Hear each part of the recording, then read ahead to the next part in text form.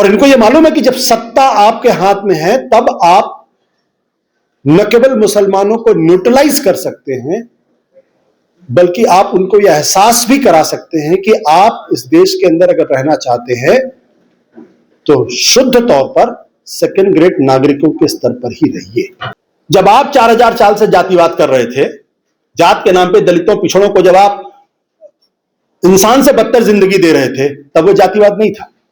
आज सिर्फ सिर उठा के उसको चुनौती देने की स्थिति में पहुंच गया है तो आप उसको जातिवाद कर। लालू यादव जी आपको जातिवादी लग गई। आज दलित पिछड़ा तबका अपने हक की लड़ाई लड़ना चाहता है। जब जब निचले तबके से चुनौती मिलती है तब तक उसको ये कह के बिसरा दिया जाता है ये तो जातिवादी लोग हैं। सुबह टाइम्स ऑफ इंडिया अखबार उठा के देख लीजिए मैट्रिमोनियल में कौन से जाति के लोग सबसे ज्यादा जातिवादी हैं। सुंदर सुशील कन्या चाहिए फला खास वर्ण की फला खास जाति की, वो जातिवाद नहीं, गोत्र भी, हाँ कलर भी। I completely agree. मेरा मानना है कि इस देश के अंदर जातिवाद खूब फैलना चाहिए, जबरदस्त तरीके से जातिवाद होना चाहिए। जब तक समाज के जिनको हम निचले तबके का मानते हैं, जब तक उसको अपनी खास जाति में जन्म लेने का, अपने एग्जिस्टेंस के लिए उसको गर्व का भाव नहीं होगा, तब तक वो लड़ेगा कैसे? क्योंकि आपने तो धर्म के आधार पर उसके दिमाग में डाल दिया है कि आप फला जाति में इसलिए पैदा हुए हैं क्योंकि पिछले जन्मों में आपने कुछ गलत काम किया होगा, इसलिए इस जन्म में आप उनके आश्रित होने के लिए या उनकी सेवा करने के लिए मजबूर हैं। तो जातिवाद तो बढ़ना चाहिए, मैं इसका पुरजोर समर्थन करता हूं। रतनलाल जी को अगर अपनी जाति पर गर्व नहीं होगा तो कहीं ना कहीं किसी न किसी हीन भावना से शिकायत है। और जितना जातिवाद बढ़ेगा, क्योंकि जैसे जैसे जातिवाद बढ़ेगा तैसे तैसे इनको चुनौती मिलेगी, इनके वर्चस्व को खतरा होगा। इसीलिए कभी नहीं चाहेंगे कि जो सोशल जस्टिस की लड़ाई है मजबूत हो। मेरा मानना है कि अगर आपको सांप्रदायिकता का सामना करना है तो सोशल जस्टिस की लड़ाई को एक तूफान में बदल दीजिए, एक ऐसे तूफान में बदल दीजिए ताकि क्योंकि इनके आइडिया ऑफ नेशन में वही वर्चस्ववादी जातियां हैं जो हजारों साल से शासन करती रही हैं। ये कभी उनको लीडरशिप नहीं देंगे, ये कभी सत्ता में उनकी भागीदारी नहीं कराएंगे, ये सिर्फ उनका इस्तेमाल करेंगे चुनाव जीतने के लिए और अपने विचारधारा को इस देश के ऊपर थोपने के लिए और अपने सिविलाइजेशन प्रोजेक्ट को पूरा करने के लिए। जो हिंदुत्व का जो प्रोजेक्ट है,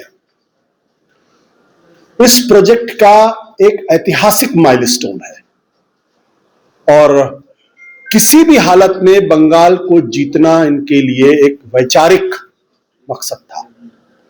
बहुत सारे लोग ये कह रहे हैं कि दरअसल ये एक इलेक्टोरल विक्ट्री है। मैं कहता हूं इलेक्टोरल विक्ट्री तो है ही, लेकिन उसके साथ साथ ये एक आइडियोलॉजिकल विक्ट्री भी है,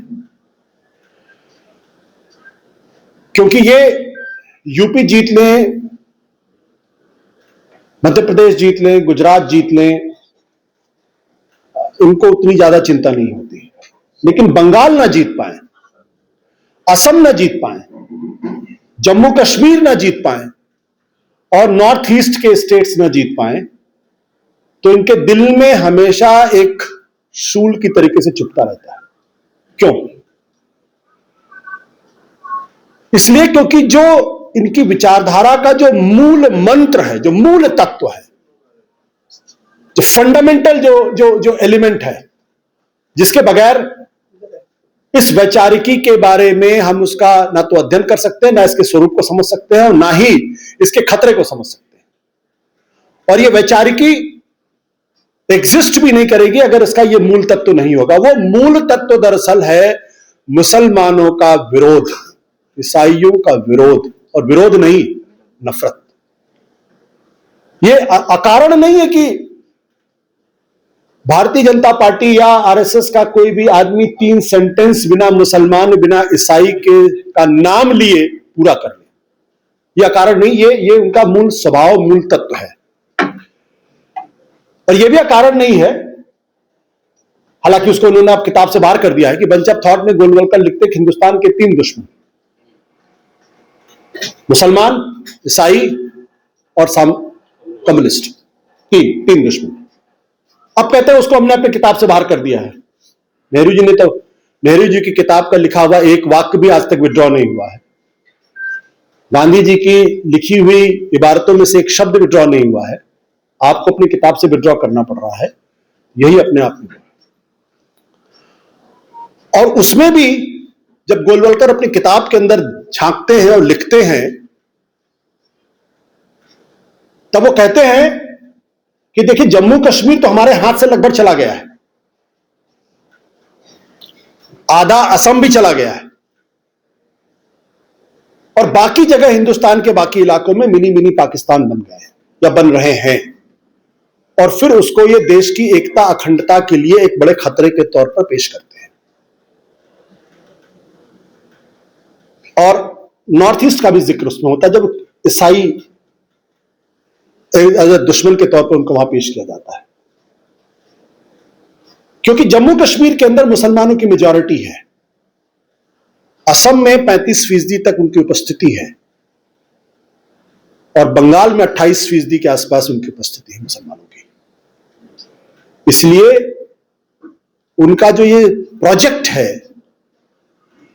जो भी कह लीजिए उसको, एक सिविलाइजेशनल प्रोजेक्ट है, उसमें 4 वो किले हैं जिनको फतह किए बगैर इनका हिंदुत्व का प्रोजेक्ट पूरा ही नहीं हो सकता।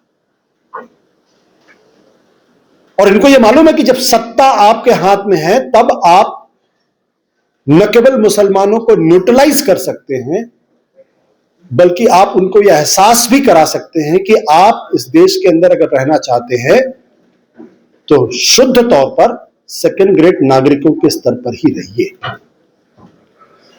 और उस संदर्भ में जब मैं कह रहा हूं कि जब मैं चुनाव के दौरान बहुत सारे लोगों के साथ ये कह रहा था, भाई इस सवाल को क्यों नहीं मजबूती के साथ उठाया जाना चाहिए कि सोशल जस्टिस की लड़ाई को इतना तेज कर दीजिए कि इनकी हालत खराब हो जाए, क्योंकि इनका जो आइडिया ऑफ नेशन है वो फिर उन्हीं 4 लोगों के लिए है जो कोई कहां से पैदा हुआ आप जानते हैं, जो द्विज जातियां हैं, उसमें दलितों पिछड़ों के लिए कोई जगह नहीं है।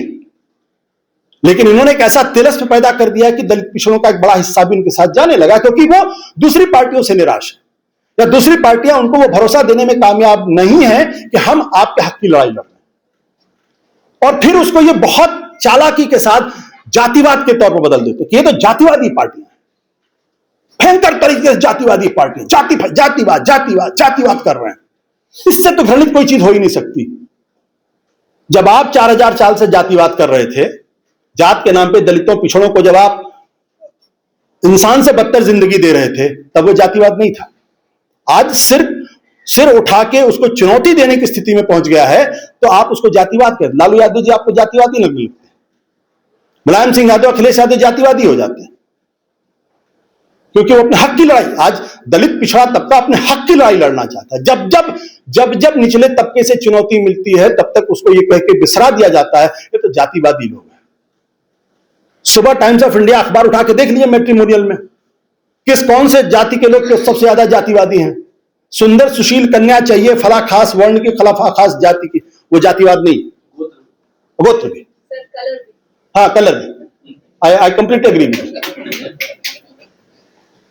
तो ये कहना कि इसलिए, और इनका डिलेमा क्या है कि ये अपने दिल में ये मानते हैं, इनकी अपनी थीसिस है कि जातिवाद जो कास्ट स्ट्रक्चर है उसकी वजह से हिंदू बचा रहा। नहीं तो देखिए वो इजराइल और फलस्तीन में जो जातियां थी वो कहां गायब हो गई, वो तो धर्म के धर्म पूरे के पूरे गायब हो गए। हम बचे रहे क्योंकि हमारे यहां कास्ट स्ट्रक्चर था। तो ये कास्ट स्ट्रक्चर के अनुशासन को मानते हैं, उस व्यवस्था के प्रति अपने आप को अनुग्रहित भी मानते हैं, लेकिन ये भी मानते हैं कि जब तक ये जाति प्रथा है तब तक हिंदू यूनिटी का प्रोजेक्ट पूरा नहीं हो सकता। ये डिलेमा है। इसलिए जब राहुल गांधी ने कास्ट सेंसस की बात की, बड़े पैमाने पर कास्ट सेंसस की बात की, तो शुरू में कहा कि यह पाप है, और बाद में क्या कहा, पहलगाम के हमले के बाद नहीं जी हम भी कास्ट सेंसस करें, और जब कास्ट सेंसस करने की बात है तो कास्ट हटा दिया उसमें से, क्योंकि ये इनका आइडियोलॉजिकल डिलेमा है। लेकिन वो अब आप पूछेंगे फिर ये कास्ट सेंसस के लिए क्यों तैयार हो गए? वो इसलिए तैयार हो गए कि जो इलेक्टोरल एफिकेसी है, उनको मालूम है कि अगर हम चुनाव नहीं जीतेंगे तो हमारी विचारधारा बढ़ नहीं सकती, और चुनाव जीतने के लिए हमें दलितों पिछड़ों का वोट चाहिए। इसलिए अगर कहीं भी हमको आइडियोलॉजिकल रिट्रीट भी करना है या आइडियोलॉजिकल एडजस्टमेंट भी करना है, तो हम वो आइडियोलॉजिकल एडजस्टमेंट अभी कर लें, क्योंकि अगर हम आइडियोलॉजिकल एडजस्टमेंट नहीं करेंगे और अगर कहीं सत्ता हम खो बैठे तो फिर जो हमारा काम है हिंदू यूनिटी का वो नहीं होगा। तो मेरा कहना यह है, थोड़ा सा मैं आपकी राय से, जावेद भाई, मैं आपकी राय से थोड़ा सहमत हूं। मेरा मानना है कि इस देश के अंदर जातिवाद खूब फैलना चाहिए, जबरदस्त तरीके से जातिवाद होना चाहिए। जब तक समाज के, जिनको हम निचले तबके का मानते हैं, जब तक उनको अपनी एक खास जाति में जन्म लेने का, अपने एग्जिस्टेंस के लिए उसको गर्व का भाव नहीं होगा, तब तक वो लड़ेगा कैसे? क्योंकि आपने तो धर्म के आधार पर उसके दिमाग में डाल दिया है कि आप फला जाति में इसलिए पैदा हुए हैं क्योंकि पिछले जन्मों में आपने कुछ गलत काम किया होगा, इसलिए इस जन्म में आप उनके आश्रित होने के लिए या उनकी सेवा करने के लिए मजबूर हैं। तो जातिवाद तो बढ़ना चाहिए, मैं इसका पुरजोर समर्थन करता हूं। रतनलाल जी को अगर अपनी जाति पर गर्व नहीं होगा तो कहीं ना कहीं किसी न किसी हीन भावना से शिकायत है। और जितना जातिवाद बढ़ेगा, क्योंकि जैसे जैसे जातिवाद बढ़ेगा तैसे तैसे इनको चुनौती मिलेगी, इनके वर्चस्व को खतरा होगा, इसीलिए कभी नहीं चाहेंगे कि ये जो सोशल जस्टिस की लड़ाई है मजबूत हो। मेरा मानना है कि अगर आपको सांप्रदायिकता का सामना करना है तो सोशल जस्टिस की लड़ाई को एक तूफान में बदल दीजिए, एक ऐसे तूफान में बदल दीजिए ताकि क्योंकि इनके आइडिया ऑफ नेशन में वही वर्चस्ववादी जातियां हैं जो हजारों साल से शासन करती रही हैं। ये कभी उनको लीडरशिप नहीं देंगे, ये कभी सत्ता में उनकी भागीदारी नहीं कराएंगे, ये सिर्फ उनका इस्तेमाल करेंगे चुनाव जीतने के लिए और अपने विचारधारा को इस देश के ऊपर थोपने के लिए और अपने सिविलाइजेशन प्रोजेक्ट को पूरा करने के लिए। इसलिए मेरा मानना यह है कि इस लड़ाई को अगर लड़ना है तो फिर ये जो सोशल जस्टिस की लड़ाई है इसको मजबूत करना पड़ेगा और इसको कमजोर करने वाले लोगों को अपने से दूर करना पड़ेगा।